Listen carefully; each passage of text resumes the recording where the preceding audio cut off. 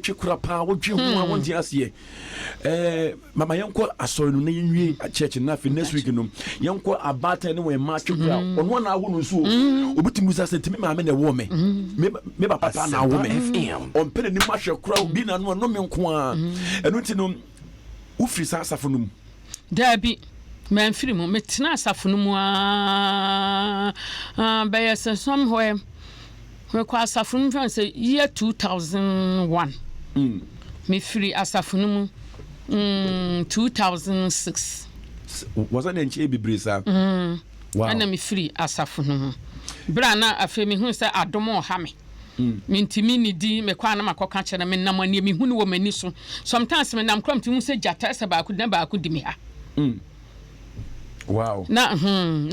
me tete me kwa na makoka nyina cho so de bompaye ye fasten bompaye ye fasten bompaye ye fasten enti emu a ho na me call Hana Healing Church no master son aye class impact enti na asofo bi ba ho be program enti no mu invite ma me beto nwom enti me ko hoda kontina asofo bi ye program no asofo from say ewura me tie akire kwa no se nyame nsa wo so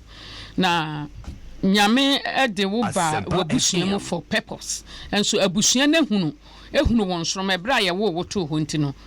wo mo pese wo mo sei wo enu enti no tan bebribi no am sinti me de no so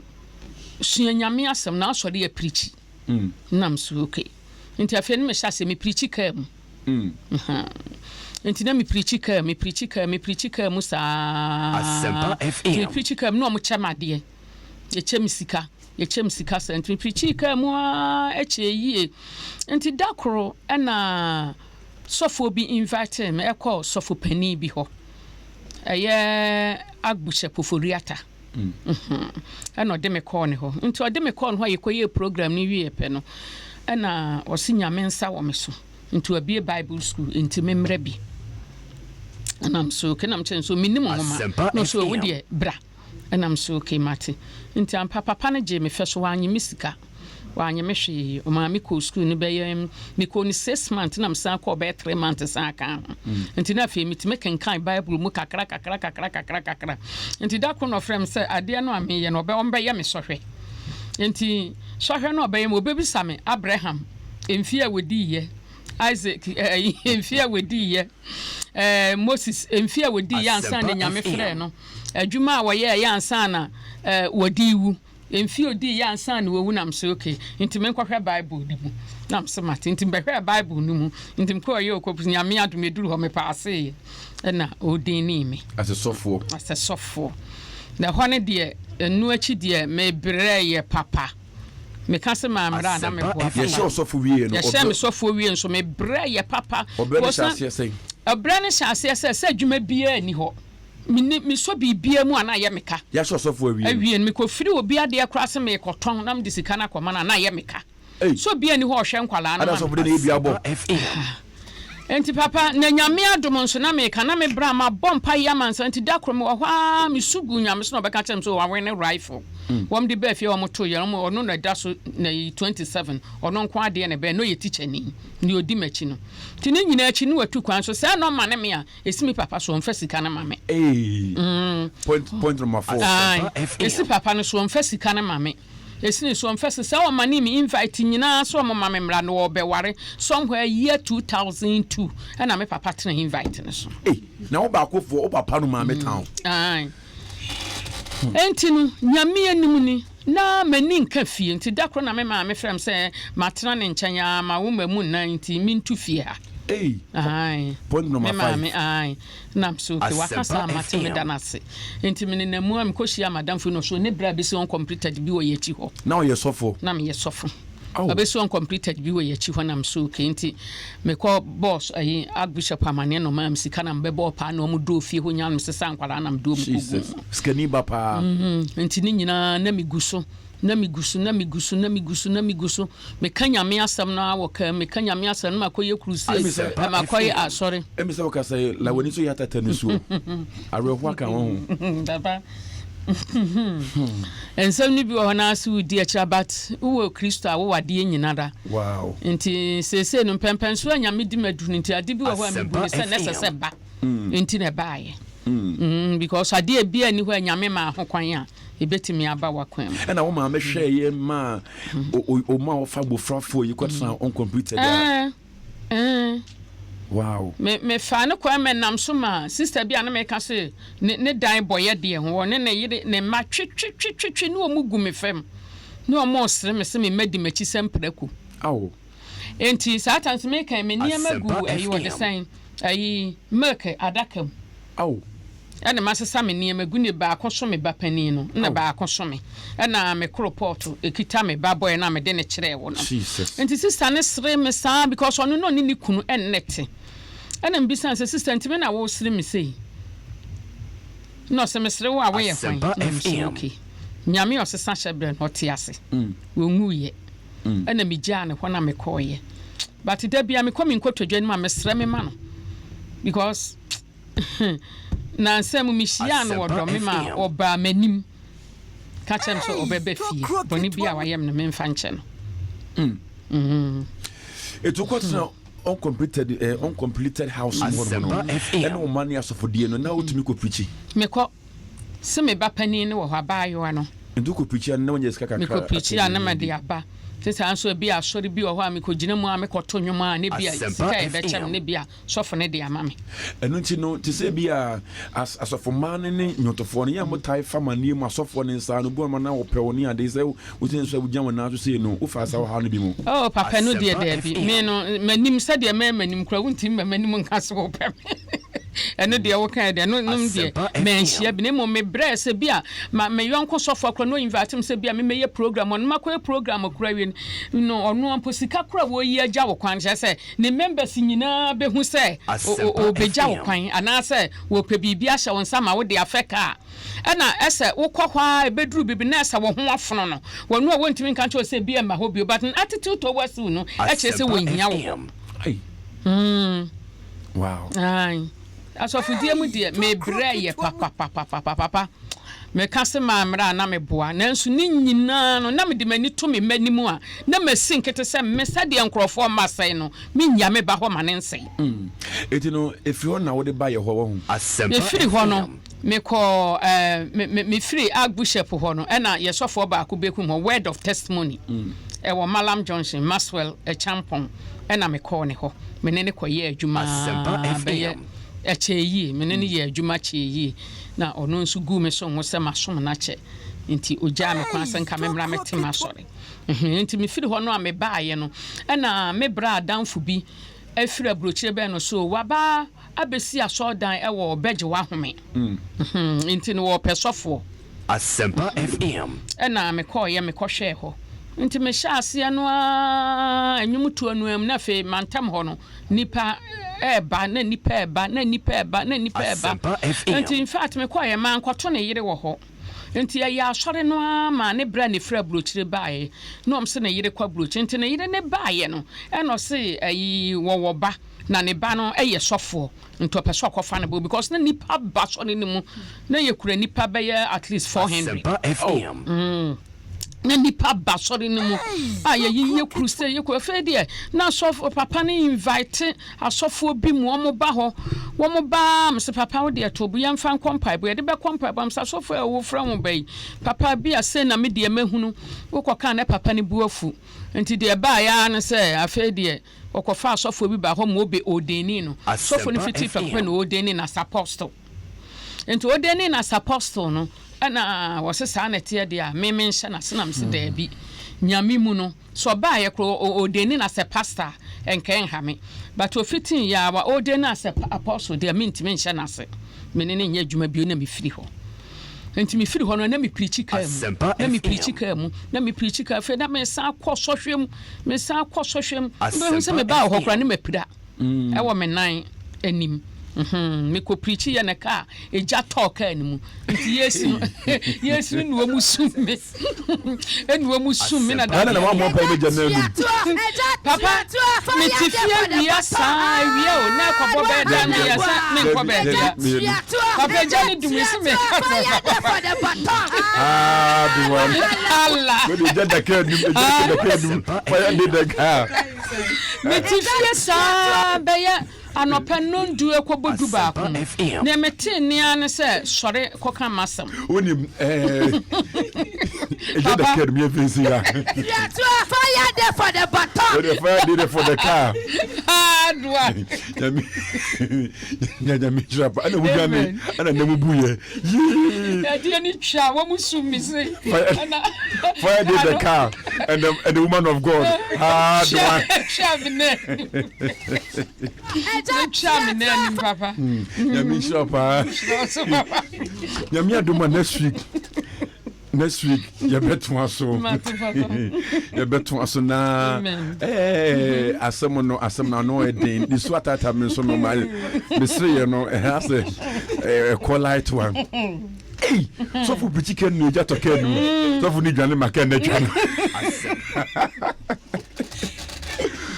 fire did the car hard one everybody shop next week you be call kwan fa so man ko di abrochire sisi a we abrochire maame ene kwan fa so a won so no utu kwase won so nyame ad won so to me akwa aba mpacho nyame ad wadawro mawurade fa so nyame ad next week you be kan you certificate no se kan na siyo say e dey you be certificate fire did the car hard one. Everybody shop. Amen. That's Yaminyo kesi na everybody mi kwa mam. Asempa FM. Open sunny wasasi so. Sanya odi adifu adi kani ya wanwadwuma no. Apostle Dr. Solomon Wodro. Ohia winyansa, ohia winim die ne wa ho oden. Sanya wonam ne so di obatan kese. Tokro ketua wa woni mapi. Ebine Save Life campaign. Asetina pampa ibodin. Asempa FM. Jumadi we nyina na nyame adom ye ye nyina everybody shop. Tokro kitwe. Se ope ye ebibidro na se habenu edia ye nru pa etumi tu yare ase pa dia eye pa kudia ven capsules ven VENE eno eye duro ba ko pa no odin etumi etu yare ase se bia beni sensation na se bia wotai hu se wodwon so mu ye oya na se bia insufita bia frase gugu sa no mani na no ven wasi obi to ase e dia ma eno so pa ho aduane die nya wo dekra bi utumi se wanu aduane pa ponche na mabobbo mechugu so na so no hwe ni mu sa na wo utini suo untumi ndi enya wo de push street utumi se eye kese ne sa no mani na omo ye ho adwuma e man mema de omo ba e dia mamo na eye pakum etu ase peko pepa sexual weakness ene emema mutumi ni agro wo mpam mamo ye ne mo mambo no mo mesre mo make sure se mo sabit na ka bi na wo pese etumi ye adwuma pa de ene fa akamin natural mineral water eno na se utumi de nom na ukotobi na de nom a ebeboa pa o machira kwan ewo Alaba Aboabo station opposite Sika's house oho na omo ewo na se Adenta Pantan Junction omo Abosankro na KTV ewo mu no eho enomo na benye bi wo Repatch Ventures Okanshi na Kings Walk Heba Okanshi Nisi Pharmacy ene Beslin Pharmacy and Orson's Chemist eho in abenye bi eho no mo betumi afre 0244 183 230 and 024 8885040 Bomoden sa won sabi tumi akoka wo de na ebeboa papa Great Homeopathic Clinic me pamocho eho de okwa omo se no musin ni pekasa esi ema obotoyem yenyampo ma waduro kwa na tun se wobo atoyem yare ne frase edwanem na de ba kwa mani jom hono se omo ye general consulting and laboratory service and a general body scan and a physiotherapy omo ya de pa na dietary counseling se bia waduen di we anopa di we numre ebebo ma yare na se tuntema ema krempo biem kra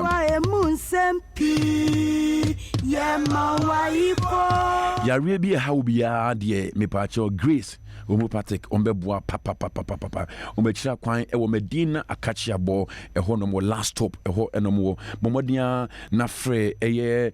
0556181666 and 0200067500 Bomodia sa won sabi tumi de be akabi na ebeboa papa erade nshira bebre na erade mi kwama Grace Homeopathic Clinic, a mission from God for humanity. Join News Habitant Fair 2019, where a numaku and the contractors name one more torn down Hunuma, and on this side, Jumakesi Ebremo. Wow, person we see dying, rethinking building technology in Ghana. At the Sa Aquania Way, Ebre, Ghana Funa. So one person Mutufi and a Musi dying, and will be young materials, DS Diama, Edana, to me, Akuyi, at the amount. And also, one person will sit down, Aquia Befasa be sitting in and one church or how to finance your building. And also, one materials, say we hear now and one beboa until one more density for more than among all Monsoa, Moton down home medicine, that iron rods, nay, cement, nay, down home biano, but more than I found the aquatre. Now you're more than connected, who can be your connection, mobi, conducted be a sumu, more than why your mama will be 2 yoma, and baby at one. But more the way I couldn't see a fee. No, you did kind of chamber at the end of that. And the second edition, of course, West Hills Malls, of course, was 17th to 18th, I guess, yeah. More than Saturday to Sunday, and up 8 a.m. to and up 8 a.m. to and arena 8 p.m. Bomodian Akohobi, the Bebuapa, almost say DBS roofing, Papa Fee, and Pet Talk, timeless architectural fittings, and Diamond roofing, Diamond roof. Almost say distinct and dependable and ever plus. The right choice for your UPS, VC, windows and doors. Bomodian also be to me. Afraid.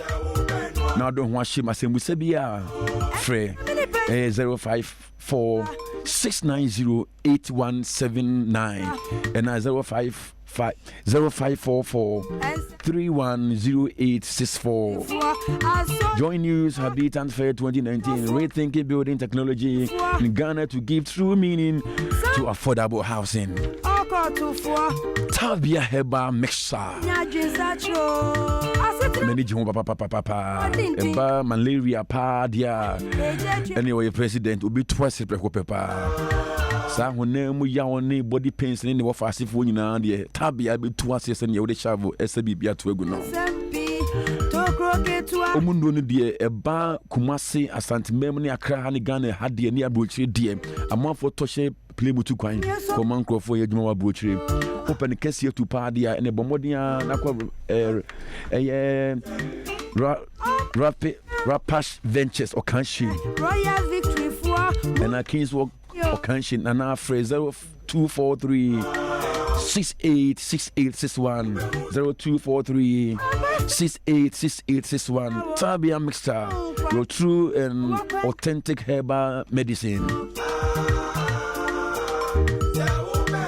Anna perfume rice dear, but more than I could to be say any more big gaswa a young power noir, calling to dear you couldn't be theatem. Now a moon a him, now one was what a tuna ed so pa, or the young one moon, a mutu bibia jollof, a quay papa. If you watch a quine ewo a Boba Road near Police Berry a Honoma, open the door to the Abomodinako Ockman Limited, and after 020 809 020 8039309 and 027 888 993. Anna Perfume Rice, the family's choice. Cocoa dairy free coconut milk. You see the papa kesia pa eba ekura vitamins 9 na no dem pa na bomode na ko mo bia na se filling station bia na kwato de ye de kube na ye utumi e de go showcase mu na utumi no ne sa eboa ma odompe mutumi ye de wo situmi ye den ekura vitamin 2D e ma odompe ne wutri ne ye de titiri mu fra na eba no ene omonso a moja ntumi ne afusane ye ekura vitamin B12 e butu immune system no bomode na photo